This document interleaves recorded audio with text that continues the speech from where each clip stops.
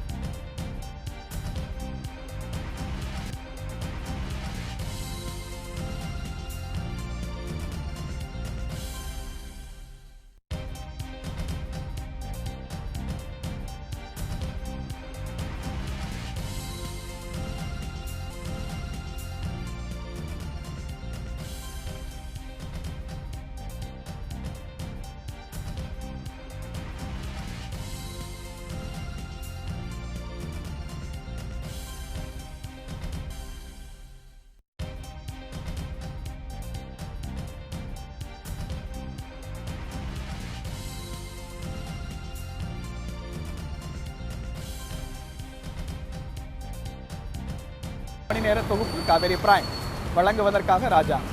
அரசியல், அறிவியல், வணிகம், விளையாட்டு போன்ற பல்வேறு துறைகளின் சுவாரஸ்யங்களை பார்ப்பதற்கு முன்னதாக காவேரி பிரைமின் தலைப்புச் செய்திகள் தொடங்கி வைத்தார்.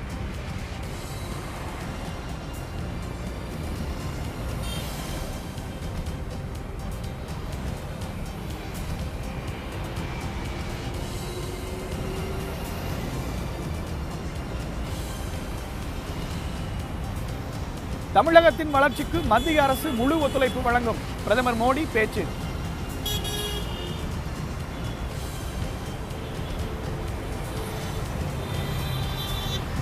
மனித சங்கிலி போராட்டத்தில் பங்கேற்பதை தடுக்க ஸ்டாலின் கைது.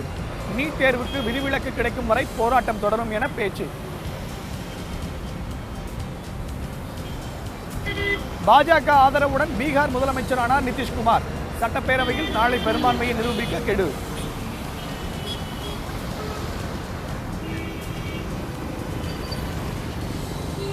சென்ட்ரல் ரயில் நிலையத்தில் மீட்பு ரயிலில் திடீர் தீ விபத்து. விரைவாக தீ அணைக்கப்பட்டதால் பெரும் சேதம் தவிர்ப்பு.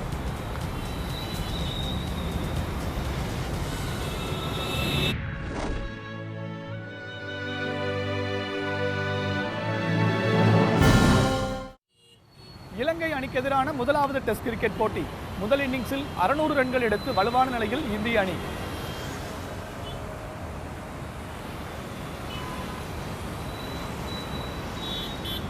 இனி விரிவான செய்திகளை பார்க்கலாம். ராமேஸ்வரம் அருகே முன்னாள் குடியரசுத் தலைவர் பாரத ரத்னா அப்துல் கலாமின் நினைவிடத்தில் பிரம்மாண்டமாக கட்டப்பட்டுள்ள நினைவு இல்லத்தை பிரதமர் நரேந்திர மோடி இன்று திறந்து வைத்தார். ராமநாதபுரம் மாவட்டம் ராமேஸ்வரத்தை அடுத்த தங்கச்சி மடத்தில் பேக்கரும்பு என்ற இடத்தில் முன்னாள் குடியரசுத் தலைவர் அப்துல் கலாமின் நினைவிடம் அமைந்துள்ளது.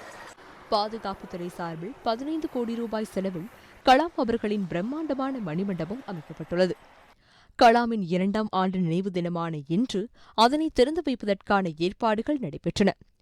மணிமண்டபம் திறந்து வைப்பதற்காக டெல்லியில் இருந்து தனி விமானம் மூலம் மதுரை வந்த பிரதமரை தமிழக பொறுப்பு ஆளுநர் வித்யாசாகர் ராவ், முதலமைச்சர் எடப்பாடி பழனிசாமி ஆகியோர் வரவேற்றனர். பின்னர் அங்கிருந்து ராணுவ ஹெலிகாப்டர் மூலம் புறப்பட்டு மண்டபம் முகாம் சென்றடைந்த பிரதமர் மோடி கார் மூலம் புறப்பட்டு அப்துல் கலாம் மணிமண்டபத்திற்கு சென்றடைந்தார். மணிமண்டபத்தினுள் வைக்கப்பட்டிருந்த அக்னி ஏவுகணை மாதிரி, கலாமின் புகைப்படங்கள் மற்றும் ஓவியங்களை பிரதமர் பார்வையிட்டார். இதைத் தொடர்ந்து கலாமின் வெண்கல சிலையை திறந்து வைத்த பிரதமர் கலாம் உடல் நல்லடக்கம் செய்யப்பட்ட இடத்தில் இங்கே வரும் மக்கள் மற்றும் மாணவர்கள் ஒரு மணிமண்டபத்திற்கு மட்டும் வந்து செல்லாமல் ஒரு அறிவு சார்ந்த விஷயமா இருக்கும் என்ற வகையில் இது அமைக்கப்பட்டுள்ளது. ஸோ இந்த விஷயங்களை மாணவர்கள் வந்து அவருடைய கனவை நிறைவேற்றும் என்பது எங்களுடைய எண்ணம். நிகழ்ச்சிக்கு பின்னர் மண்டபம் முகாம் அருகே இந்திய கடலோர காவல்படை குடியிருப்பு பகுதியில் அமைக்கப்பட்டுள்ள விழாவில் பிரதமர் கலந்து கொண்டார். அங்கு ராமேஸ்வரம், அயோத்தி இடையேயான புதிய ரயில் சேவை மற்றும் ஆழ்கடல் மீன்பிடிப்பு திட்டத்தை தொடங்கி வைத்தார். விழாவில் பேசிய பிரதமர் மோடி, ராமேஸ்வரத்தில் பிறந்த அப்துல் கலாம் அமைதியான, ஆழமான சிந்தனைகளை கொண்டவர் என்று புகழாரம் சூட்டினார். ராமேஸ்வரம் புனித யாத்திரை வருபவர்கள் கலாம் மணிமண்டபத்தை நிச்சயம் பார்க்க வேண்டும் என்று பிரதமர் கேட்டுக் கொண்டார். விழா மேடையில் ஜெயலலிதா இல்லாதது வருத்தம் அளிப்பதாகவும் அவர் குறிப்பிட்டார். தமிழகத்தின் முன்னேற்றத்திற்கு மத்திய அரசு முழு ஒத்துழைப்பு வழங்கும் என்றும் பிரதமர் மோடி உறுதியளித்தார்.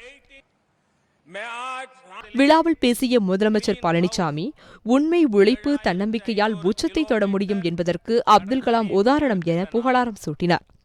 விழாவில் பொறுப்பு ஆளுநர் வித்யாசாகர் ராவ், முதலமைச்சர் பழனிசாமி, மத்திய அமைச்சர்கள் நிர்மலா சீதாராமன், வெங்கையா நாயுடு, பொன் ராதாகிருஷ்ணன், தமிழக பாஜக தலைவர் தமிழிசை சவுந்தரராஜன், மத்திய மாநில அமைச்சர்கள் மற்றும் முக்கிய பிரமுகர்கள் கலந்து கொண்டனர். பிரதமர் வருகையை முன்னிட்டு பேக்கரும்பு பகுதியில் பலத்த பாதுகாப்பு ஏற்பாடுகள் செய்யப்பட்டிருந்தன.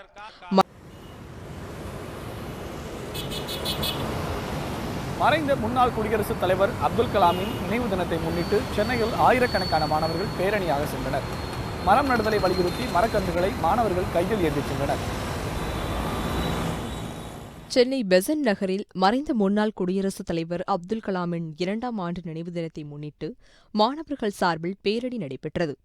இந்த பேரணியில் 10 பள்ளிகளைச் சேர்ந்த ஆயிரக்கணக்கான மாணவர்கள் பங்கேற்று கலாமை நினைவுகூரும் விதமாக முகத்தில் அவரின் முகமூடி அணிந்து கையில் மரக்கன்றுகளை ஏந்தி சென்றனர்.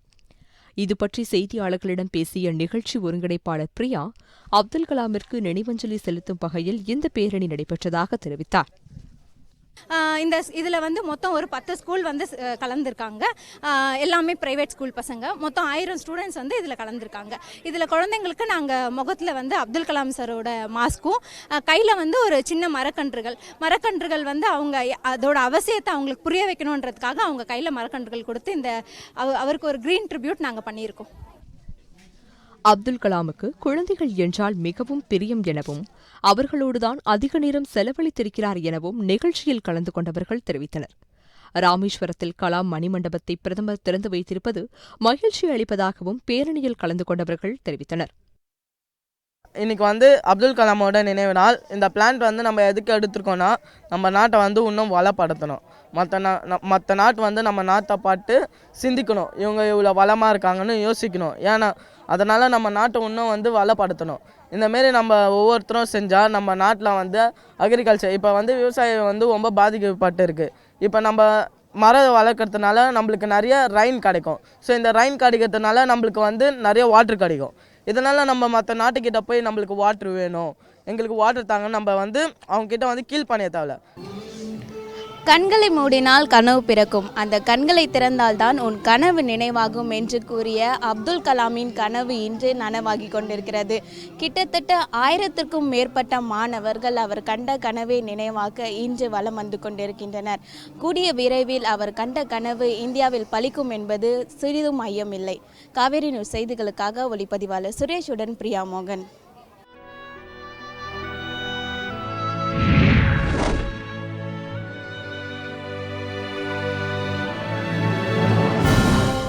சேலத்தில் தூர்வாரப்பட்ட ஏரியை பார்வையிடச் சென்ற திமுக செயல் தலைவர் மு க ஸ்டாலினுக்கு அனுமதி மறுக்கப்பட்டது. மேலும் மனித சங்கிலி போராட்டத்தில் பங்கேற்க சென்ற மு க ஸ்டாலின் தடுத்து நிறுத்தப்பட்டு கைது செய்யப்பட்டார். நீட் தேர்விலிருந்து தமிழகத்திற்கு விலக்கு அளிக்க கோரி திமுக சார்பில் மனித சங்கிலி போராட்டம் நடைபெறும் என அறிவிக்கப்பட்டிருந்தது. அதன்படி சேலத்தில் இன்று மனித சங்கிலி போராட்டத்தில் கலந்து கொள்ளும் மு க ஸ்டாலின் அங்குள்ள தூர்வாரப்பட்டு வரும் கச்சராயன் ஏரியை நிச்சயமாக பார்வையிடுவேன் என்று தெரிவித்திருந்தார். இந்நிலையில் கோவை கருமத்தம்பட்டி கனியூர் டோல்கேட் அருகே மு க ஸ்டாலின் ஆயிரக்கணக்கான தொண்டர்கள் படைசூழ வந்தார். அப்போது போராட்டத்தில் பங்கேற்பதற்கு அனுமதி வழங்கப்படவில்லை என கூறி மு க ஸ்டாலினை போலீசார் தடுத்து நிறுத்தினர். இதையடுத்து போலீசாருக்கும் திமுகவினருக்கும் இடையே மோதல் தள்ளுமுள்ளு ஏற்பட்டது.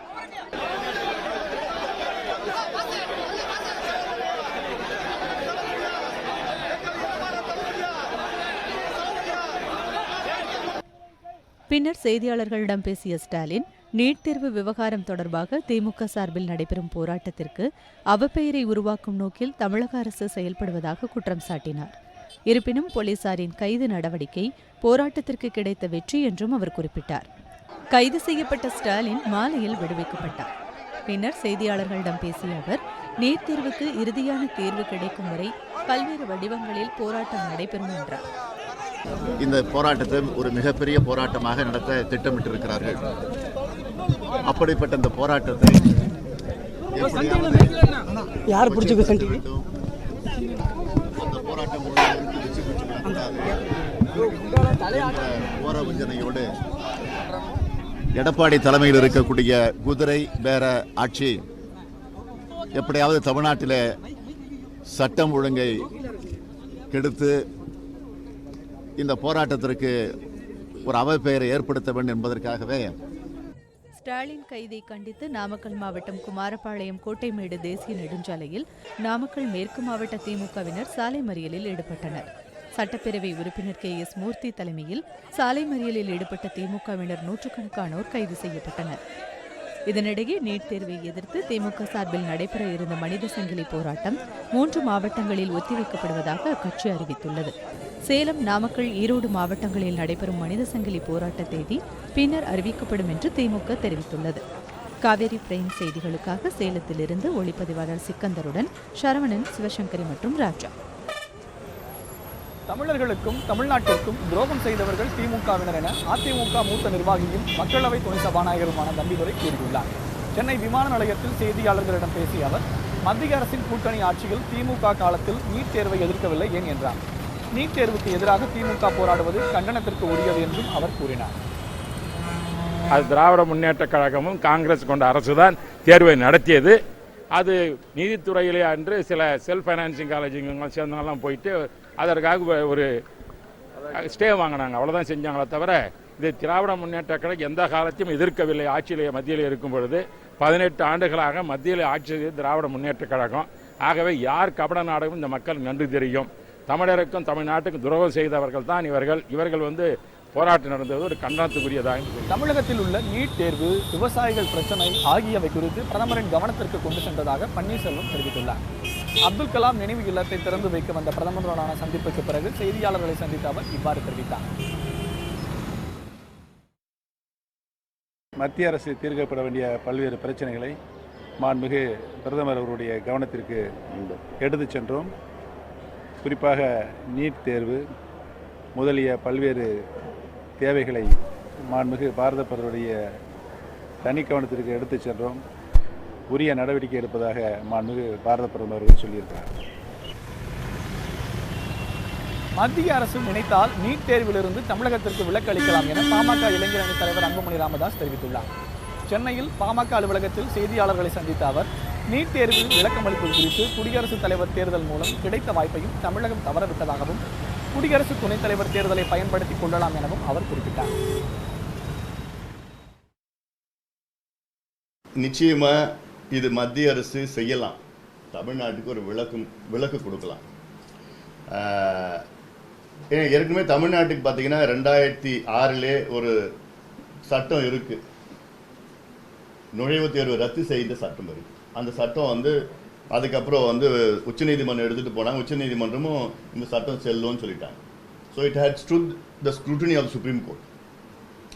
இப்போ அந்த சட்டம் நிலுவையில் இப்போ இருக்கு. இந்த சட்டம் இதை பயன்படுத்திக்கிட்டு ரெண்டாவது இப்போ எனக்கு புரியல. இப்போ இதுக்கு சம்பந்தமாக நாடாளுமன்றத்தில் பல முறை நானும் பேசினேன், கடுமையாக விவாதம் பண்ணோம், வெளியிலையும் போராட்டம்லாம் பண்ணிட்டு இருந்தோம், எல்லாம் இருக்கு.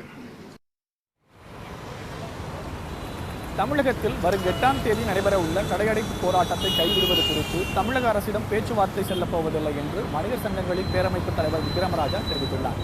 புதுச்சேரியில் செய்தியாளர்களிடம் பேசிய அவர், GST அமல்படுத்தப்பட்டதால் தமிழகத்தில் 27% மேலான வணிகம் பாதிக்கப்பட்டுள்ளதாக கூறினார். வருகின்ற 8ஆம் தேதி தமிழகம் தழுவிய அளவிலே கடையடைப்பு நடைபெற இருக்கிறது.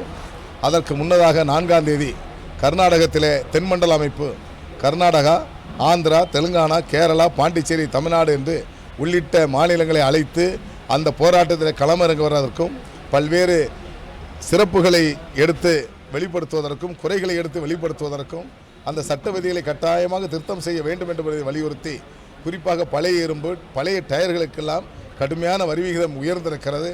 இதை அமுல்படுத்தக்கூடாது, திருத்தம் செய்தே தீர வேண்டும் என்று வலியுறுத்தி நாங்கள் 8ஆம் தேதி கடையடைப்பு நடத்த இருக்கிறோம். இதற்கு அனைத்து மாநிலமும் ஆதரவு தர தயாராக இருக்கிறார்கள் என்பதை மத்திய அரசுக்கும் மாநில அரசுக்கும் நான் தெளிவாக தெரிவித்துக் கொள்கிறேன். பீகாரில் பரபரப்பான அரசியல் சூழ்நிலைகளுக்கிடையே முதலமைச்சர் பதவியை நேற்று ராஜினாமா செய்த நிதிஷ்குமார் இன்று மீண்டும் பதவியேற்றுக் கொண்டார். 6வது முறையாக முதலமைச்சராக பதவியேற்றுள்ள நிதிஷ்குமாருக்கு தற்போது பாஜக ஆதரவு அளித்துள்ளது.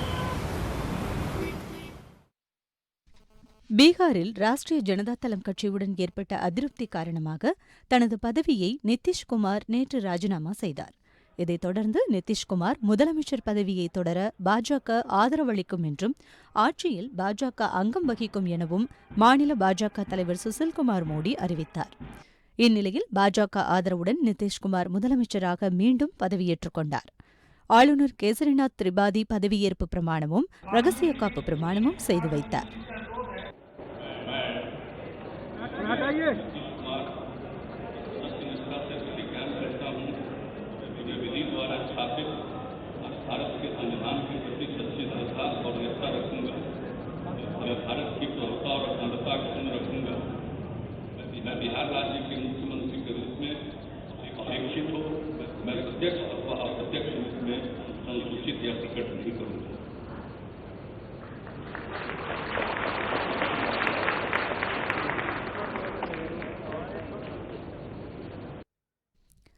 பாஜகவுடன் கூட்டணி ஆட்சி குறித்த தமது முடிவானது மாநிலத்தின் நலன் கருதி எடுக்கப்பட்ட முடிவு என பீகார் முதலமைச்சர் நிதிஷ்குமார் விளக்கமளித்துள்ளார்.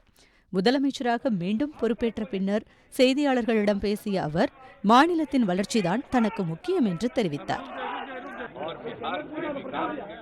பாஜகவுடன் கூட்டணி ஆட்சி அமைத்தது குறித்து நான் எடுத்த முடிவு மாநிலத்தின் நலனுக்காக எடுக்கப்பட்ட முடிவு.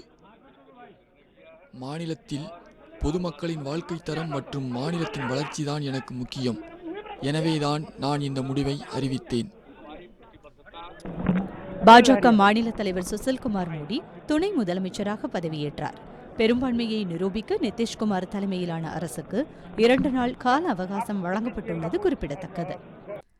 இதனிடையே பீகார் மாநில முதலமைச்சராக மீண்டும் பதவியேற்றுள்ள நிதிஷ்குமார் மற்றும் துணை முதலமைச்சராக பதவியேற்றுள்ள சுஷில் மோடிக்கு பிரதமர் மோடி ட்விட்டரில் வாழ்த்து தெரிவித்துள்ளார். பீகாரின் முன்னேற்றத்திற்கும் வளர்ச்சிக்கும் ஒன்றிணைந்து செயல்பட எதிர்பார்த்திருப்பதாகவும் அவர் பதிவிட்டுள்ளார். காவேரி பிரேம் செய்திகளுக்காக ANI தகவல்களுடன் சிவசங்கரி மற்றும் ராஜா. பீகார் முதலமைச்சர் நிதிஷ்குமார் அவருடைய சொந்த அரசியல் காரணங்களுக்காக தற்போது பாஜகவுடன் கூட்டணி அமைத்திருப்பதாக காங்கிரஸ் கட்சியின் துணைத் தலைவர் ராகுல் காந்தி குற்றம் சாட்டியுள்ளார். டெல்லியில் செய்தியாளர்களிடம் பேசிய அவர், பீகார் மாநிலத்தின் நலன் கருதி எந்த முடிவும் அவர் எடுக்கவில்லை என்று விமர்சனம் செய்துள்ளார்.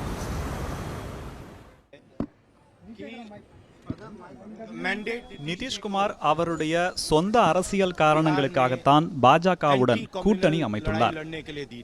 அவர் பீகார் மாநிலத்தின் நலன் கருதி எந்த முடிவையும் எடுக்கவில்லை.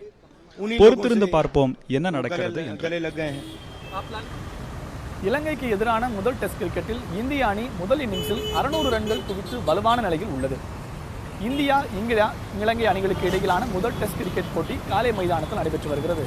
டாஸ் வென்ற இந்திய அணி முதலில் பேட்டிங் செய்து வருகிறது. முதல் நாளில் சிறப்பாக விளையாடிய தவான் 190 ரன்கள் குவித்து ஆட்டமிழந்தார். மற்றொரு வீரர் புஜாரா 12வது சதத்தை பதிவு செய்தார். முதல் நாள் முடிவில் இந்திய அணி 3 விக்கெட்டுகளை இழந்து 399 ரன்கள் குவித்திருந்தது. இரண்டாவது நாள் ஆட்டத்தில் புஜாரா 153 ரன்கள் வெளியேறினார்.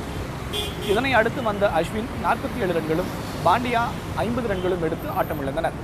இறுதியில் அனைத்து விக்கெட்டுகளையும் இழந்து இந்திய அணி 600 ரன்கள் குவித்து இதன் மூலம் முதல் டெஸ்டில் இந்திய அணி வலுவான நிலையில் உள்ளது. இதனை அடுத்து களமிறங்கிய இலங்கை அணி 68 ரன்களுக்குள் 3 விக்கெட்டுகளை இழந்து தடுமாறி வருகிறது.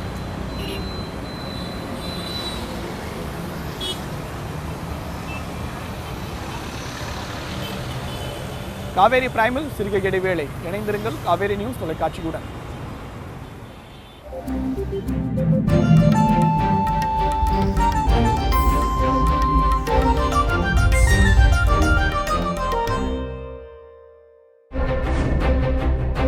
What is your assessment of Narayanaswamy government in Puducherry right now?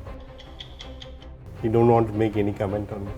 Stalin அவர்களை பற்றி உங்களுடைய மதிப்பீடு என்ன? அவர் நாளைய முதல்வராக வாய்ப்பு இருக்கிறதா தமிழ்நாடு? ஐயோ, தமிழ்நாட்டுக்கு அப்படி ஒரு துர்கதி வந்துட வேண்டாங்கிறது என்னோட வேண்டுகோள். தமிழக அரசு செயலிழந்து கிடக்கிறது, மத்திய அரசின் கட்டுப்பாட்டில் இருக்கிறது. எந்நேரம் நம்மை கலைத்து விடுவார்களோ என்கிற அச்சத்தோடு, பதற்றத்தோடு, பீதியோடு இருக்கிறது. ரஜினிகாந்த் அரசியலுக்கு வர வேண்டும் அப்படின்னு பலரும் கூப்பிட்டு இருக்காங்க. தலைவராக இருந்து மக்களுக்கு சேவை செய்யணும்.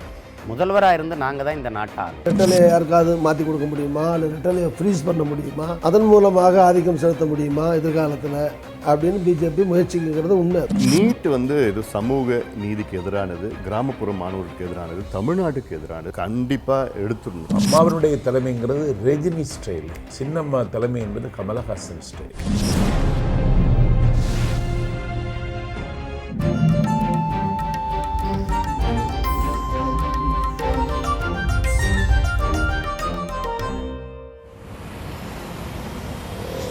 காவேரி பிரைம் தொடர்கிறது.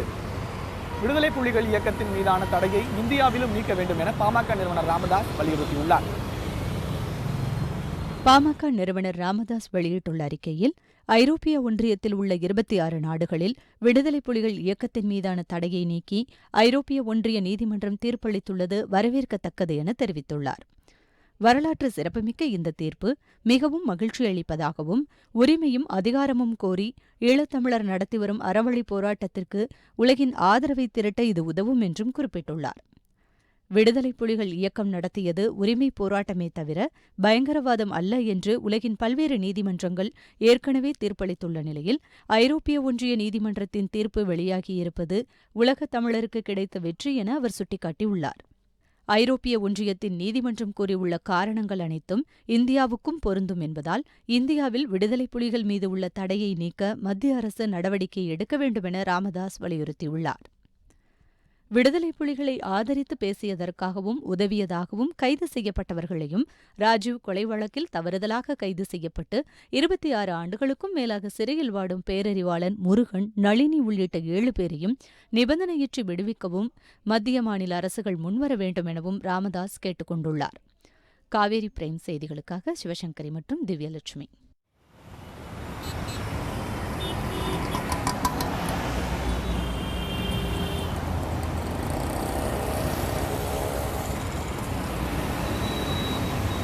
விடுதலை புலிகள் மீதான தடையை நீக்கிய ஐரோப்பிய யூனியன் தீர்ப்பால் மகிழ்ச்சி அடைவதாக மதிமுக பொதுச் செயலாளர் வைகோ தெரிவித்துள்ளார். நெல்லையில் செய்தியாளர்களிடம் பேசிய அவர், ஈழத் தமிழர்களுக்காக இழைக்கப்பட்ட அநீதிக்காக போராடிய இந்த தீர்ப்பு மூலம் உத்வேகம் கிடைத்துள்ளதாக குறிப்பிட்டார். உலகெங்கும் வாழுகிற தமிழீழ உணர்வாளர்களுக்கும் மானத் தமிழர்களுக்கும் உன்னதமான திருநாள். தமிழீழ விடுதலை புலிகளின் மீதான தடை தகர்ந்து நொறுங்கிய நாள். ஐரோப்பிய ஒன்றியத்தினுடைய உச்ச நீதிமன்றம், court of justice of European union, இன்றைக்கு இந்த தேதியில் ஜூலை 26ஆம் தேதியில் தந்திருக்கிற தீர்ப்பு, அரசையே எதிர்பார்க்காமல் தாமாக முன்வந்து தன்னார்வலர்களுடன் இணைந்து நீர்நிலைகளை தூர்வார வேண்டும் என்று நடிகர் விவேக் கேட்டுக் கொண்டுள்ளார். சேலத்தில் நடைபெற்ற சுற்றுச்சூழல் விழிப்புணர்வு நிகழ்ச்சியில் கலந்து கொண்ட அவர், உண்மையான பிக் பாஸ் மறைந்த குடியரசுத் தலைவர் கலாம் தான் என்றார். மாணவர்கள் ஒவ்வொரு விடுமுறை நாளிலும் உளவு ஆயுதங்களை கையில் ஏந்தி நீர்நிலைகளை தூர்வார வேண்டும் என வலியுறுத்தினார். உண்மையில் நீங்கள்லாம் பிக் பாஸ் பார்த்துக்கிட்டு இருக்கீங்க, எனக்கு தெரியும். ஆனால் உண்மையான பிக் பாஸ் நம்முடைய டாக்டர் கலாம் அவர்கள் தான். அவர்கள் சொன்னதை நம்ம கேட்டு நம்ம ஏரியாவில் உள்ள ஏரிகள் குளங்களை சுத்தப்படுத்துகின்ற அந்த தன்னார்வ தொண்டர்களுடன் மாணவர்களும் இளைஞர்களும் இணைந்து கொண்டு ஒவ்வொருத்தரும் ஞாயிற்றுக்கிழமையான கையில் மண்வெட்டியோ அல்லது கடப்பாறையோ எடுத்துக்கிட்டு இது ஆயுதத்தை கையில் தூக்க வேண்டும் மாணவர்கள். திரைப்பட தயாரிப்பாளர்களால் இயன்ற அளவே சுமையை சுமக்க முடியும் என்று நடிகர் விஷால் தெரிவித்துள்ளார். சென்னையில் அப்துல் கலாம் நினைவு நாள் நிகழ்ச்சிகள் கலந்து கொண்ட பின்னர் செய்தியாளர்களிடம் பேசிய விஷால், படப்பிடிப்பில் வெளியாட்கள் மூலம் பணிகளை மேற்கொள்ளலாம் என்பது சட்ட ரீதியாக பெற்றுள்ளதாகவும் அவர் குறிப்பிட்டார். பாம்பேலையும் மற்ற மாநிலத்திலையும் நடக்கிற ஒரு விஷயம். அதாவது அந்த யூனியன் மட்டும் இல்லாமல் வெளியாட்களோட சேர்ந்து வெளியாட்கள் கூட பயன்படுத்திக்கலான்றது சட்டத்திலே இருக்குது. ஸோ இது யார் வயத்தில் அடிக்கணுன்ற ஒரு இனிஷியேட்டிவ் இல்லை. இது கடைசியாக எங்களால் முடிஞ்ச அளவுக்கு தான் நாங்கள் அதாவது அந்த ஒரு விஷயம் எல்லாருக்கும் அரவணைச்சு போக முடியும். ஒரு சமயத்தில் தயாரிப்பாளர் நின்னா தான் இண்டஸ்ட்ரியை நிற்கும். தயாரிப்பாளர் நல்லா இருந்தால் தானே ஒரு இண்டஸ்ட்ரி செயல்பட முடியும். ஸோ அந்த வகையில் we had to take a very strong call. So அதுதான்.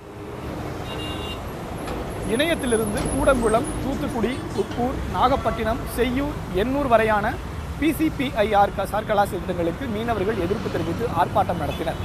இந்த திட்டம் சுற்றுச்சூழலுக்கு எதிரானது என்றும் அவர்கள் தெரிவித்தனர். சென்னை சேப்பாக்கத்தில் இணையத்திலிருந்து எண்ணூர் வரையிலான சாகர்மாலா திட்டத்திற்கு எதிராக மீனவர்கள் ஆர்ப்பாட்டம் நடத்தினர். இந்த ஆர்ப்பாட்டத்திற்கு முன்னதாக பத்திரிகையாளர் மன்றத்தில் இது தொடர்பாக நடந்த செய்தியாளர் சந்திப்பில் இணையம் துறைமுகத்திற்கு எதிரான மக்கள் இயக்கம், கடலோர நடவடிக்கை குழு, தேசிய மீன்பிடி தொழிலாளர் சங்கம் உள்ளிட்ட அமைப்புகள் கலந்து கொண்டன. இந்த சந்திப்பில் செய்தியாளர்களிடம் பேசிய மக்கள் இயக்க ஒருங்கிணைப்பாளர் ஜோசப், சுற்றுச்சூழலை பெரிய அளவில் பாதிக்கும் இந்த திட்டங்களை அனுமதிக்கக்கூடாது என்று தெரிவித்துள்ளார். துறைமுகத்தை பாதுகாப்பதற்கு வேண்டி 9 கிலோமீட்டர் நீளத்திலான ஒரு பிரேக் வாட்டர் கடல் அலை தடுப்பு சுவர் கட்டப்பட இருக்கின்றது என்று ஆய்வறிக்கையில் சொல்லப்பட்டிருக்கின்றது. இந்த 9 கிலோமீட்டர் நீளமுள்ள இந்த பிரேக் வாட்டரை தடுப்பு சுவரை கட்டுவதற்கு தேவையான கற்கள் எவ்வளோ வேணும்னு சொன்னான்னா 2 கோடி மெட்ரிக் டன் கற்கள் தேவைப்படும் என்று அளவிடப்பட்டிருக்கின்றது. அப்படி சொன்னால் அதுக்குள்ள கற்கள் கன்னியாகுமரி மாவட்டத்தில் இல்லை. இப்போ சுற்றுப்புறச்சூழல் ஆய்வகத்துக்கு என்ன சொல்லியிருக்காங்கன்னா, திருநெல்வேலி மாவட்டம், தூத்துக்குடி மாவட்டத்திலேருந்து நாங்கள் கொண்டு வருவோம்னு சொல்லுவாங்க. அது ஒரு பெரிய ஒரு சுற்றுப்புறச்சூழல் தாக்கத்தை ஏற்படுத்த நடைமுறைக்கு சாத்தியமும் இல்லை. கடலோர பாதுகாப்பு சட்டங்களை மதிக்காமல் தொழில்மய மீன்பிடி திட்டங்களை கொண்டு வரும் அரசின் கொள்கைகளை எதிர்த்து நீரோடியில் தொடங்கி இணையம் வழியாகவும் 13 கடலோர மாவட்டங்கள் மற்றும் புதுச்சேரி வழியாக சென்ற கடலோர யாத்திரை இன்று முடிவடைந்தது. அதைத் தொடர்ந்து சென்னையில் இன்று ஆர்ப்பாட்டம் நடைபெற்றது. தமிழ்நாட்டின் கடலோர பகுதிகளை வணிகமயமாக்குதல், பாரம்பரிய மீன்பிடி தொழிலை அழிப்பதோடு சுற்றுச்சூழல் பாதிப்புகளும் ஏற்படும் என ஆர்ப்பாட்டத்தில் ஈடுபட்டவர்கள் தெரிவித்தனர். மேலும் இதனால் கடல் அரிப்பும் ஏற்படும் என்றும் தெரிவித்தனர். காவேரி பிரைம் செய்திகளுக்காக செய்தியாளர் நிஷா, சிவசங்கரி மற்றும் ஜெகதீஷ். சென்னையில் போக்குவரத்து விதிமுறைகளை மீறுபவர்களுக்கு அபராத தொகையை ஏடிஎம் கார்டு மூலம் கட்டுவதற்கு மாநகர காவல்துறை ஏற்பாடு செய்துள்ளது. இதற்காக 100 ஸ்வைப்பிங் மிஷின் இயந்திரங்கள் போக்குவரத்து காவல்துறையினருக்கு வழங்கப்பட்டுள்ளது. சென்னையில் போக்குவரத்து விதிமுறைகளை மீறுபவர்களுக்கு அபராத தொகை பணமாக கொடுக்கப்பட்டு வந்தது. இந்நிலையில் அபராத தொகையை எளிதில் பெறும் வகையில் 100 ஸ்வைப்பிங் இயந்திரங்களை எஸ்பிஐ வங்கி மூலம் சென்னை மாநகர காவல்துறை வழங்கியுள்ளது. இ-செலான் மூலம் வழக்கு பதிவு செய்தும் ஏடிஎம் கார்டுகள் மூலம் அபராத தொகையை செலுத்த ஸ்வைப்பிங் இயந்திரம் பயன்படுத்தப்படுகிறது. இது பியூர்லி ஆன்லைனில் ஒர்க் ஆகுது. ஆன்லைனில் ஏர்டெல் கார்டு போட்டிருக்காங்க. இது யூஸ் பண்ணுறதுக்கு முன்னாடி மிஷின் நாங்கள் ஆன் பண்ணோம்னாக்கா நெட்வொர்க் கனெக்ட் ஆகிடும். பேங்க்கு, ஸ்டேட் பேங்க் ஆஃப் இந்தியாவோட நெட்வொர்க் கனெக்ட் ஆகிட்டு அது மூலம் தான் போத் அந்த இ-செலான் மிஷினும் ஆன்லைனில் இருக்குது. அது எங்கள் கண்ட்ரோல் ரூம் சர்வரில் கனெக்ட் ஆகிருக்கும். அது மூலமாக ரெண்டும் இன்டர்லிங்க் அது. அதனால் இப்போ நிறைய பேர் கையில் காசு வச்சுருக்க மாட்டாங்க. எல்லோரும் பார்த்தீங்கன்னாக்கா வெறும் கார்டு வச்சு ஃபுல்லாக பர்ச்சேஸ் பண்ணுறதுலேருந்து எதுக்கு வந்தாலும் யூஸ் பண்ணிப்பாங்க. தேவையான போது மட்டும் மினிமம் அமௌண்ட்டு கையில் வச்சுப்பாங்க. ஸோ அப்படி இருக்கவங்க கார்டு தான் இருக்குது, என்னென்ன கேஷ் இல்லைன்னாங்கனாக்கா அவங்களுக்கு டிலே இல்லாமல் நாங்கள் இந்த மிஷினை பயன்படுத்தி ஃபைன் அமௌண்ட்டை கலெக்ட் பண்ணிக்கிட்டு அது கவர்மெண்ட்டுக்கு போய் கிரெடிட் ஆகிடும். அபராதத்தை பணமாக செலுத்தினால் அது முறையாக செல்ல வேண்டிய இடத்திற்கு செல்கிறதா என்ற சந்தேகம் இருந்தது. ஆனால் தற்போது அரசுக்கு நேரடியாக செல்கிறது என்ற உத்தரவாதம் கிடைத்துள்ளதாக வாகன ஓட்டிகள் தெரிவித்துள்ளனர். தற்போது அண்ணா நகர், தியாகராய நகர் உள்ளிட்ட முக்கிய இடங்களில் இந்த இயந்திரத்தின் மூலம் அபராத தொகை பெறப்பட்டு வருகிறது. ஒவ்வொரு முறை எடுக்கப்படும் போது வழக்கு எண் மற்றும் எந்த இடத்தில் அபராதம் பெறப்பட்டது என்ற பிரத்யேக எண்களும் போக்குவரத்து காவல்துறையினருக்கு வழங்கப்பட்டுள்ளது. முதல் கட்டமாக 100 ஸ்வைப்பிங் இயந்திரங்கள் வழங்கப்பட்டுள்ள நிலையில் மேலும் 300 ஸ்வைப்பிங் இயந்திரங்கள் வழங்குவதற்குண்டான நடவடிக்கையை சென்னை பெருநகர காவல்துறை எடுத்து வருகிறது. இதனால் வெளிப்படைத்தன்மை அதிகரிக்கும் என்றும் ரொக்கமில்லா பண பரிவர்த்தனை நடைமுறைப்படுத்துவதிலும் இத்திட்டம் செயல்படுவதாக சென்னை பெருநகர காவல்துறை அதிகாரிகள் தெரிவிச்சிருக்காங்க. ஒளிப்பதிவாளர் தனியாவுடன் ராகவேந்தர், காவேரி நியூஸ். ஸ்மார்ட் சிட்டியாக உருவாகி வரும் கோவை மாநகரில் அடிப்படை கட்டமைப்பு வசதிகளுக்கான பணிகள் தாமதப்படுத்தப்படுவதாக பொதுமக்களிடையே அதிருப்தி ஏற்படுத்தியுள்ளது. இதனிடையே பணிகளை விரைந்து முடிக்க பொதுமக்கள் கோரிக்கை விடுத்துள்ளனர். நாடு முழுவதும் ஸ்மார்ட் சிட்டிகளை தேர்வு செய்யும் பணிகளும் அதனை உருமாற்றும் பணிகளும் தீவிரமாக நடைபெற்று வருகின்றன. இந்நிலையில் முதல் 20 நகரங்களில் தேர்வான கோவை நகரமும் ஸ்மார்ட் சிட்டியாக உருமாறுவதற்கான முனைப்புகளில் ஈடுபட்டு வருகிறது. சிறப்பான உள்கட்டமைப்பு வசதிகள், சீரான போக்குவரத்து, சுத்தமான காற்று, நீர் உள்ளிட்ட அடிப்படை வசதிகள் என ஸ்மார்ட் நகரங்களுக்கான பட்டியல் நீண்டு கொண்டே போகின்றன. அதேவேளையில் கோவை மாநகரின் 3, 4, 5வது வார்டுகளுக்கு உட்பட்ட கவுண்டம்பாளையம், இடையர்பாளையம் இணைப்பு சாலையில் கடந்த சில நாட்களாக குடிநீர் குழாய்கள் அமைப்பதற்காக தோண்டப்பட்ட குழிகள் 3 மாதங்களுக்கும் மேலாக மூடப்படாமல் உள்ளதால் வாகன ஓட்டிகள் சிரமத்திற்கு உள்ளாவதாக தெரிவிக்கின்றனர். இந்த ரோடு வேலையெல்லாம் கொஞ்சம் பண்ணிட்டு இருக்காங்க. இதனால கொஞ்சம் ஓரம் வர்றவங்களுக்கெல்லாம் கொஞ்சம் சிரமம் தான். ஆனால் இப்போ வந்து பார்த்திங்கன்னா கொஞ்சம் ரோடு ஸ்பீடாக செய்கிற மாதிரி இருக்குது. ஆனால் விரைவில் கோயம்புத்தூர் வந்து ஸ்மார்ட் சிட்டி ஆகிறதுனால அதுக்குண்டான வேலையினால் சீக்கிரம் செய்கிற மாதிரி எனக்கு தெரியுது. ஆனால் இது கொஞ்சம் இதனால் எல்லாத்துக்கும் கடைகளுக்கெல்லாம் கொஞ்சம் பாதிப்பு மாதிரி தான் இருக்குது. ஆனால் சீக்கிரம் செஞ்சால் எங்களுக்கு நல்ல பெனிஃபிட்டாக இருக்கும். காந்திபுரம் மேம்பால பணிகள் தற்போது இறுதிக்கட்டத்தை எட்டி வரும் நிலையில் கடந்த 5 ஆண்டுகளுக்கு முன்பு விரிவாக்கப்பட்ட கோவை நகரின் புறநகர் பகுதிகள் இன்னும் முழுமையாக அடிப்படை வசதிகளை பெற முடியாத நிலையிலேயே நிலவுவதாகவும், ஸ்மார்ட் சிட்டிக்காக தொடங்கப்பட்டுள்ள பணிகளை விரைந்து முடிக்க வேண்டும் எனவும் அப்பகுதி மக்கள் தெரிவிக்கின்றனர். இப்போ இந்த ஸ்மார்ட் சிட்டியாக ஆரம்பித்தங்காட்டி வேலையெல்லாம் நல்லா ஜோராக நடந்துகிட்ருக்கு. ஆனால் இதை வந்து இன்னும் கொஞ்சம் வேகப்படுத்தணும். அப்போ தான் வந்து நம்மளுக்கு வந்து இந்த டிராஃபிக்கெல்லாம் கம்மியாகும். ஸ்கூல் குழந்தைங்களாம் ரொம்ப கொஞ்சம் கஷ்டப்பட்டுருக்குறாங்க. அதனால் நம்ம என்ன பண்ணோம்னா இந்த ரோடு வேலையெல்லாம் கொஞ்சம் சீக்கிரம் முடித்தோன்னா நம்ம நகரம் வந்து இன்னும் வளர்கிறதுக்கு நம்மளுக்கு ரொம்ப உறுதுணையாக இருக்கும். தொழில் வளர்ச்சியும் பெருகும். இந்த நிலையில் மேலும் பணிகள் தாமதப்படுத்தப்படுவதால் இச்சாலையில் உள்ள ஆயிரக்கணக்கான கடை உரிமையாளர்கள் வியாபாரம் இல்லாமல் கவலை அடைந்துள்ளதாக கூறுகின்றனர். குழிகளை விரைவாக மூடுவதோடு சாலையை விரைவாக செப்பனிட மாநகராட்சி அதிகாரிகள் நடவடிக்கை எடுக்க வேண்டும் என்பதே கடை உரிமையாளர்கள் மற்றும் வாகன ஓட்டிகளின் கோரிக்கையாக இருந்து வருகிறது. காவேரி பிரைம் செய்திகளுக்காக கோவையிலிருந்து ஒளிப்பதிவாளர் அசோக்குமாருடன் செய்தியாளர் காமராஜ் மற்றும் ஜெகதீஷ் ராமகிருஷ்ணன். சீர்காழி அருகே கொள்ளிடம் ஆற்றில் நீரேற்று நிலையம் அருகே தடை செய்யப்பட்ட இடத்தில் மணல் எடுப்பதாக அப்பகுதி மக்கள் குற்றம் சாட்டியுள்ளனர். இதனால் குடிநீர் ஆதாரம் குறைந்து நூற்றுக்கணக்கான கிராமங்கள் பாதிக்கும் அபாயம் இருப்பதாக பொதுமக்கள் குற்றம் சாட்டியுள்ளனர். நாகை மாவட்டம் சீர்காழி அருகே வடரங்கம் கிராமத்தில் கொள்ளிடம் ஆற்றில் கொள்ளிடம் கூட்டு குடிநீர் திட்ட நீரேற்று நிலையம் உள்ளது. இதன் மூலம் சீர்காழி நகர் மற்றும் 108 கிராமங்களுக்கு நாள்தோறும் குடிநீர் விநியோகம் செய்யப்பட்டு வருகிறது. அதே பகுதியில் அரசு மணல் குவாரி இயங்கி வருகிறது. நீரேற்று நிலையம் அருகே 5க்கும் மேற்பட்ட ஆழ்குழாய் கிணறுகள் அமைக்கப்பட்டு தண்ணீர் எடுக்கப்பட்டு வருகிறது. நீரேற்று நிலையம் அமைந்துள்ள பகுதியில் இருந்து 500 மீட்டர் தூரம் வரை மணல் எடுக்க தடை விதிக்கப்பட்டு அதற்கான எச்சரிக்கை பலகையும் வைக்கப்பட்டுள்ளது. இந்த நிலையில் தடை செய்யப்பட்ட இடத்தில் இருந்த பலகையை அகற்றிவிட்டு மணல் எடுக்கும் பணி நடைபெறுவதாக அப்பகுதி மக்கள் குற்றம் சாட்டி உள்ளனர். தமிழக அரசு வந்து ஏடி வந்து போர்டு வெட்டு போனாரு. 500 கிலோமீட்டருக்கு அந்த விடுங்க. இந்த வாட்டர் பம்பில் சப்ளை வராது, நின்றுடும். இதுக்கு 3 மோட்டர் சப்ளை கிடையாது, நீர் மோட்டருக்கு சப்ளை கிடையாது. இந்த வாட்டர் போர்டில் அவங்க நட்டு இன்னைக்கு அதே அந்த தமிழக அரசு இன்னைக்கு அந்த போர்டை பிடிங்கி தூக்கி எஞ்சிட்டு இன்னைக்கு மணல் நடுறாங்க. அத்துமீறி மணல் நடுறாங்க.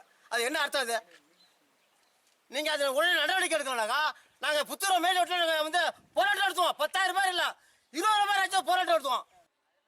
தகவல் அறிந்து வந்த பொதுமக்கள் குடிநீர் வாரிய அதிகாரிகள் பொதுப்பணித்துறையினருடன் வாக்குவாதத்தில் ஈடுபட்டனர். இருப்பினும் பொதுப்பணித்துறை அதிகாரிகள் மணல் எடுப்பதற்கான ஆயத்த பணிகளை மேற்கொண்டதாக கூறப்படுகிறது. இதனால் அதிர்ச்சியடைந்த குடிநீர் வாரிய அதிகாரிகள் செய்வதறியாமல் நின்றனர். ஏற்கனவே நிலத்தடி நீர்மட்டம் குறைந்துவிட்ட நிலையில் தற்போது கரை அருகிலும் நீரேற்று நிலையம் அருகிலும் மணல் எடுப்பதால் 100க்கும் மேற்பட்ட கிராமங்களில் குடிநீர் தட்டுப்பாடு ஏற்படும் நிலை உருவாகும் என பொதுமக்கள் கவலை தெரிவித்தனர். எனவே மாவட்ட நிர்வாகம் உடனே வடரங்கம் அரசு மணல் குவாரியை தடை செய்ய வேண்டும் என கோரிக்கை விடுத்துள்ளனர். காவேரி பிரைம் செய்திகளுக்காக சீர்காழியில் இருந்து தினேஷ், ராஜா மற்றும் ராமகிருஷ்ணன்.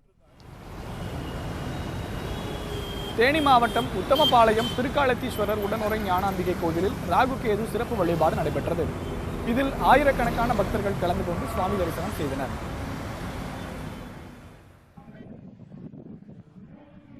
தென் தமிழகத்தின் தென் காளகஸ்தி என்ற சிறப்பு பெற்ற சிவாலயங்களில் ஒன்று தேனி மாவட்டம் உத்தமபாளையத்தில் அமைந்துள்ள ராகுகேது பரிகார ஸ்தலமாக விளங்குவது திரு காலாத்தீஸ்வரர் உடனுறை ஞானாம்பிகை கோயில்.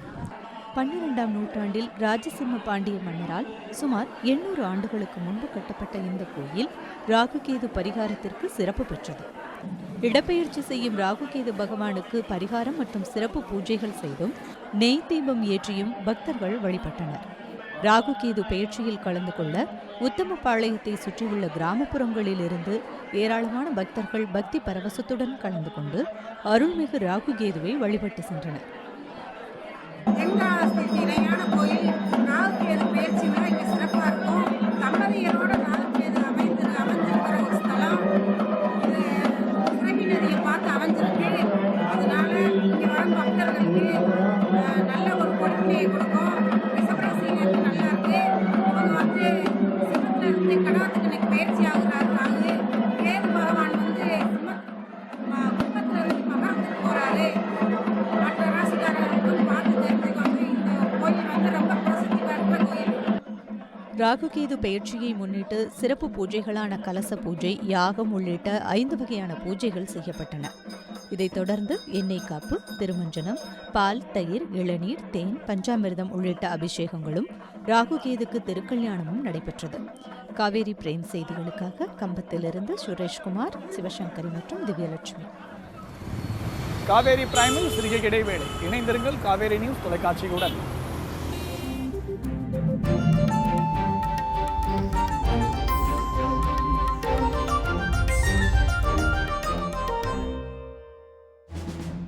கச்சராயன் ஏரியை பார்வையிடச் சென்ற ஸ்டாலின் கைது. அரசியலாக்கப்படுகிறதா ஏரி குளம் தூர்வாறுதல்? ஏரியா ஏரியாவா? என்ன நினைக்கிறார்கள் மக்கள்? மாற்றத்தை நோக்கி விவாதத்தில் இன்று இரவு 9 மணிக்கு. கச்சராயன் ஏரியை பார்வையிடச் சென்ற ஸ்டாலின் கைது. அரசியலாக்கப்படுகிறதா ஏரி குளம் தூர்வாறுதல்? ஏரியா ஏரியாவா? என்ன நினைக்கிறார்கள் மக்கள்? மாற்றத்தை நோக்கி விவாதத்தில் இன்று இரவு 9 மணிக்கு.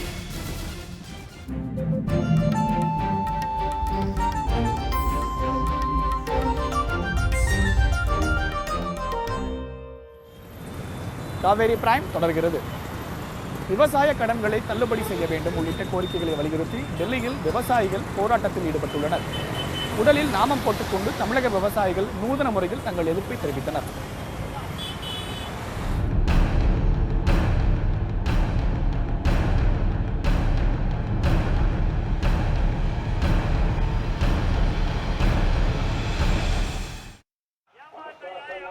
தேசிய தென்னிந்திய நதிகள் இணைப்பு விவசாயிகள் சங்க தலைவர் ஐயாக்கண்ணு தலைமையிலான தமிழக விவசாயிகள் விவசாய கடன் தள்ளுபடி உள்ளிட்ட பல்வேறு கோரிக்கைகளை வலியுறுத்தி டெல்லி ஜந்தர் மந்தரில் போராட்டத்தில் ஈடுபட்டு வருகின்றனர். இந்நிலையில் டெல்லியில் இன்று போராட்டத்தில் ஈடுபட்டுள்ள தமிழக விவசாயிகள் உடலில் நாமம் போட்டுக்கொண்டு முழக்கங்களை எழுப்பியபடி போராட்டத்தில் ஈடுபட்டனர்.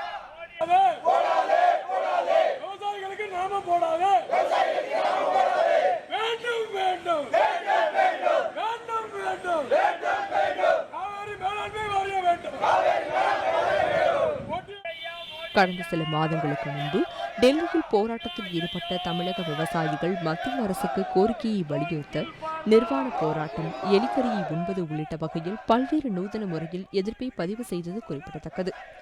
காவேரி பிரைம் செய்திகளுக்காக ANA தகவல்களுடன் பாக்கியலட்சுமி மற்றும் திவ்யலட்சுமி.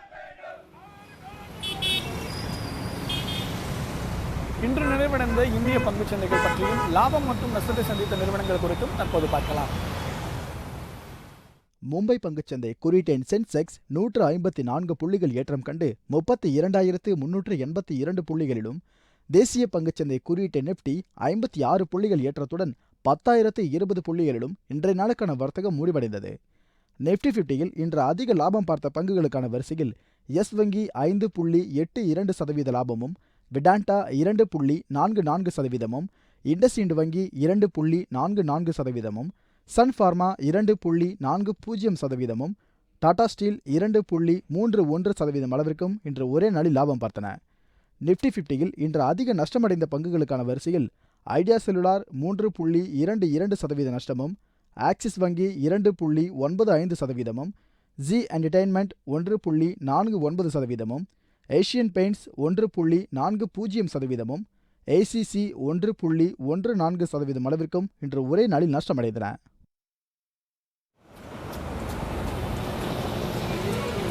மகளிர் உலகக்கோப்பை கிரிக்கெட் தொடரில் சிறப்பாக விளையாடிய இந்திய வீராங்கனைகளுக்கு பிசிசிஐ சார்பில் டெல்லியில் பாராட்டு விழா நடைபெற்றது. இங்கிலாந்தில் நடைபெற்ற உலகக்கோப்பை கிரிக்கெட் தொடரில் இந்திய அணி அரையிறுதியில் ஆஸ்திரேலியாவை வீழ்த்தியது. இதையடுத்து உலகக்கோப்பையில் சிறப்பான ஆட்டத்தை வெளிப்படுத்தியதற்காக பிசிசிஐ இந்திய வீராங்கனைகளுக்கு தலா 50 லட்சமும் அணியில் உள்ள பயிற்சியாளர்களுக்கு 25 லட்சமும் பரிசுத் தொகையாக அறிவித்தது. அதன்படி உலகக்கோப்பை முடிந்து நாடு திரும்பிய வீராங்கனைகளுக்கு மும்பை விமான நிலையத்தில் சிறப்பான வரவேற்பு அளிக்கப்பட்டது. தொடர்ந்து பிசிசிஐ சார்பில் டெல்லியில் இன்று பாராட்டு விழா நடைபெற்றது. இதில் சிறப்பு விருந்தினராக மத்திய ரயில்வே துறை அமைச்சர் சுரேஷ் பிரபு கலந்து கொண்டார். விழாவில் வீராங்கனைகளுக்கு 50 லட்சம் ரூபாய்க்கான பரிசுத் தொகையும் ஊக்கமளித்த பயிற்சியாளர்களுக்கு 25 லட்சம் ரூபாய் பரிசுத் தொகையும் வழங்கப்பட்டது.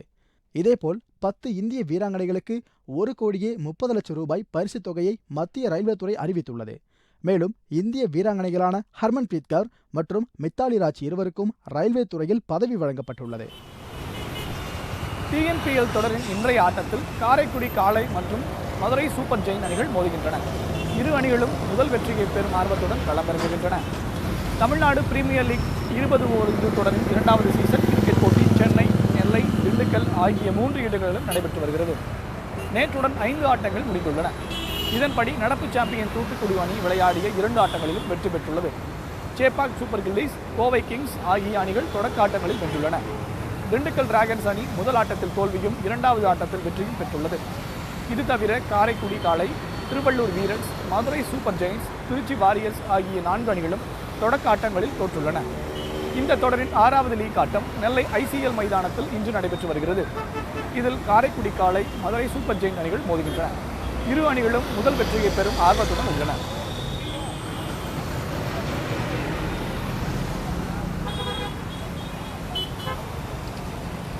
ப்ரோ கபடி லீக் தொடரின் 5வது சீசன் நாளை முதல் களைகட்ட உள்ள நிலையில் இந்த தொடர் குறித்த முன்னோட்டத்தை தற்போது பார்க்கலாம். IPL வெற்றியை தொடர்ந்து கால்பந்து, பேட்மிண்டன் உள்ளிட்ட விளையாட்டுகளிலும் லீக் போட்டிகள் தொடங்கப்பட்டன. அந்த வரிசையில் கடந்த 2014ஆம் ஆண்டு ப்ரோ கபடி லீக் தொடர் தொடங்கப்பட்டது. 5வது ப்ரோ கபடி சீசன் வரும் 27ஆம் தேதி முதல் அக்டோபர் 28ஆம் தேதி வரை இந்தியாவின் பல்வேறு நகரங்களில் களைகட்ட உள்ளது. கடந்த 4 சீசனில் டெல்லி, மும்பை, பெங்களூரு, கொல்கத்தா, ஹைதராபாத், பாட்னா, புனே மற்றும் ஜெய்ப்பூர் ஆகிய 8 அணிகள் பங்கேற்றன.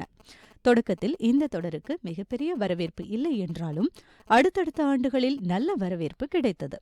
இதையடுத்து நடப்பு தொடரிலிருந்து தமிழ்நாடு, குஜராத், ஹரியானா, உத்தரப்பிரதேசம் ஆகிய 4 அணிகள் ப்ரோ கபடியில் மல்லுக்கட்ட உள்ளன. மொத்தம் 12 அணிகள் இந்த தொடரில் பலப்பரீட்சை நடத்த உள்ளன. 12 அணிகளும் 2 பிரிவாக பிரிக்கப்பட்டுள்ளன. இதில் ஒவ்வொரு அணியும் தனது பிரிவில் உள்ள அணிகளுடன் 15 லீக் ஆட்டமும், எதிரணி பிரிவில் உள்ள அணிகளுடன் 7 லீக் ஆட்டங்கள் என தொடரில் மொத்தம் 144 ஆட்டங்கள் நடைபெற உள்ளன. 13 வாரங்கள் நடைபெறும் இந்த தொடரில் ஒவ்வொரு பிரிவிலும் முதல் 3 இடங்களை பிடிக்கும் அணிகள் பிளே ஆஃப் சுற்றுக்கு தகுதி பெறும். தவிர 2 வெளியேற்றுதல் சுற்றும் நடைபெறும். இதில் புதிதாக இடம்பெற்றுள்ள தமிழக அணிக்கு தமிழ் தலைவாஸ் என பெயர் சூட்டப்பட்டுள்ளது. இந்த அணியை முன்னாள் இந்திய வீரர் சச்சின் டெண்டுல்கர் வாங்கியுள்ளார். முன்னாள் சாம்பியனான ஜெய்ப்பூர் அணியின் பயிற்சியாளராக இருந்த தமிழகத்தைச் சேர்ந்த பாஸ்கரன் தற்போது தமிழக அணியின் பயிற்சியாளராக நியமிக்கப்பட்டுள்ளார். இந்திய அணி உலகக்கோப்பையை வெல்ல காரணமாக இருந்த அஜய் தாக்கூர், தமிழக வீரர் அருண்குமார் என்ற சிறந்த வீரர்களுடன் தமிழக அணி களம் காண்கிறது. தொடருக்காக தமிழக வீரர்கள் சென்னையில் தீவிர பயிற்சி மேற்கொண்டனர். இதன் தொடக்க ஆட்டத்தில் தெலுங்கு டைட்டன்ஸ், தமிழ்நாடு அணிகளும் மும்பை, புனே அணிகளும் மோத உள்ளன. இந்த தொடரின் வெளியேற்றுதல் சுற்று ஆட்டம் அக்டோபர் 26ஆம் தேதியும், இறுதிப் போட்டி அக்டோபர் 28ஆம் தேதியும் சென்னையில் நடைபெறவுள்ளது. இந்த தொடரில் பட்டம் வெல்லும் அணிக்கு கோப்பையுடன் 8 கோடி ரூபாய் பரிசாக வழங்கப்பட உள்ளது. IPL, ISL போன்று சென்னையிலும் கபடி லீக் தொடர் நடைபெறுவது ரசிகர்களிடையே மிகப்பெரிய ஆர்வத்தையும் வரவேற்பையும் பெற்றுள்ளது. தவிர சர்வதேச வீரர்களுடன் களத்தில் மல்லுக்கட்ட காத்திருக்கின்றனர் இளம் தமிழக வீரர்கள். கார்காகேப் தங்கக்கோப்பை கால்பந்து தொடரில் ஜமைக்காவை வீழ்த்தி அமெரிக்க அணி 6வது முறையாக சாம்பியன் பட்டத்தை தட்டிச் சென்றது. 14வது கான்ககாஃப் தங்கக்கோப்பை கால்பந்து தொடர் அமெரிக்காவில் நடைபெற்றது. கடந்த 7ஆம் தேதி தொடங்கிய இந்த போட்டி 26ஆம் தேதி வரை நடைபெற்றது. இதில் மொத்தம் 12 அணிகள் பங்கேற்று விளையாடின. இதன் இறுதிப் போட்டியில் அமெரிக்க அணியும் ஜமைக்கா அணியும் பலப்பரீட்சை நடத்தின. 2015ஆம் ஆண்டில் நடைபெற்ற தொடரில் மெக்சிகோவிடம் கோப்பை தவறவிட்ட ஜமைக்கா இந்த முறை வெல்லும் முனைப்பில் களமிறங்கியது. மிகவும் விறுவிறுப்பாக நடைபெற்ற இந்த போட்டியின் 45வது நிமிடத்தில் அமெரிக்க வீரர் ஜாசி ஆல்டிடோர் முதல் கோலை பதிவு செய்தார். இதனால் முதல் பாதியில் 1-0 என்ற கணக்கில் அமெரிக்கா முன்னிலையில் இருந்தது. பின்னர் ஆட்டத்தின் 2வது பாதியில் 50வது நிமிடத்தில் ஜமைக்கா வீரர் வாட்சன் அருமையான கோலை அடித்து சமன் செய்தார். இதனைத் தொடர்ந்து 88வது நிமிடத்தில் அமெரிக்காவின் ஜார்டன் மோரிஸ் எதிரணி வீரர்களை ஏமாற்றி லவகமாக கோல் அடித்தார். அதன் பிறகு ஜமைக்காவால் பதில் கோல் அடிக்க முடியவில்லை. ஆட்ட நேர முடிவில் 2-1 என்ற கோல்கள் கணக்கில் ஜமைக்காவை வீழ்த்தி அமெரிக்க அணி சாம்பியன் பட்டத்தை தட்டி சென்றது. இதன் மூலம் 6வது முறையாக இந்த தொடரில் அமெரிக்க அணி பட்டம் வென்றுள்ளது. அமெரிக்க வீரர் ஜார்டனுக்கு ஆட்ட நாயகன் விருது வழங்கப்பட்டது. இந்த தொடரில் அதிக கோல்கள் அடித்த கனடா வீரர் அல்போன்சோ கோல்டன் பூட்ஸ் மற்றும் வளரும் இளம் வீரர் விருதும் வழங்கப்பட்டது. உலகின் முன்னணி டென்னிஸ் வீரரான செர்பியாவின் நோவக் ஜோகோவிச் 2017 சீசனின் எஞ்சிய போட்டிகளில் இருந்து விலகுவதாக தெரிவித்துள்ளார். அதன்படி அமெரிக்க ஓபன், டென்னிஸ் கோப்பை ஆகிய முக்கிய தொடர்களில் பங்கேற்க மாட்டார் என்பது உறுதியாகியுள்ளது.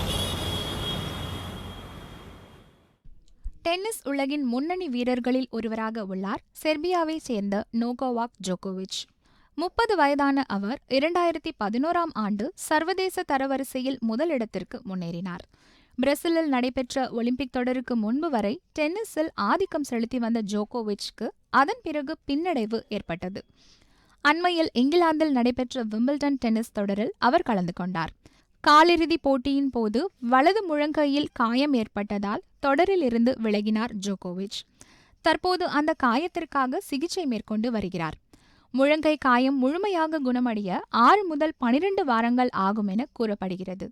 இதனால் வரும் ஆகஸ்ட் மாதம் தொடங்க உள்ள அமெரிக்க ஓபனில் ஜோகோவிச் விளையாடுவது சந்தேகம் என கூறப்படுகிறது. 2005ஆம் ஆண்டிலிருந்து தொடர்ந்து 51 கிராண்ட்ஸ்லாம் தொடர்களில் ஜோகோவிச் கலந்து கொண்டுள்ளார். இதுவரை 12 கிராண்ட்ஸ்லாம் பட்டங்களை அவர் வென்றுள்ளார். அதில் 2011, 2015 ஆகிய ஆண்டுகளில் நடைபெற்ற அமெரிக்க ஓபனை ஜோகோவிச் கைப்பற்றியிருந்தார் என்பது குறிப்பிடத்தக்கது.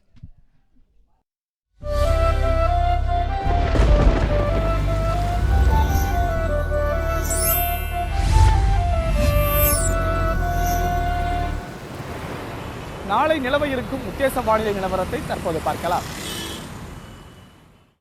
தமிழக அளவில் வானிலை நிலவரம். சென்னையில் அதிகபட்சமாக 35 டிகிரி செல்சியஸ், குறைந்தபட்சமாக 27 டிகிரி செல்சியஸ். மதுரையில் அதிகம் 39, குறைவு 27. கோவையில் அதிகம் 33, குறைவு 23. திருச்சியில் அதிகம் 39, குறைவு 27. சேலத்தில் அதிகம் 37, குறைவு 26. நெல்லையில் அதிகம் 38, குறைவு 28. ஊட்டியில் அதிகம் 17, குறைவு 11. புதுச்சேரியில் அதிகம் 37, குறைவு 27. கன்னியாகுமரியில் அதிகம் 31, குறைவு 26.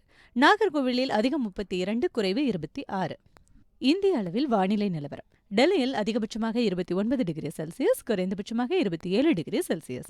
மும்பையில் அதிகம் 28, குறைவு 26. கொல்கத்தாவில் அதிகம் 32, குறைவு 27. பெங்களூருவில் அதிகம் 29, குறைவு 19. திருவனந்தபுரத்தில் அதிகம் 30, குறைவு 25. உலக அளவில் வானிலை நிலவரம். கொழும்பில் அதிகபட்சமாக 29 டிகிரி செல்சியஸ், குறைந்தபட்சமாக 27 டிகிரி செல்சியஸ். பெய்ஜிங்கில் அதிகம் 30, குறைவு 21. சிங்கப்பூரில் அதிகம் 31, குறைவு 27. சிட்னியில் அதிகம் 19, குறைவு 0. பாரிஸில் அதிகம் 23, குறைவு 16. லண்டனில் அதிகம் 20, குறைவு 16.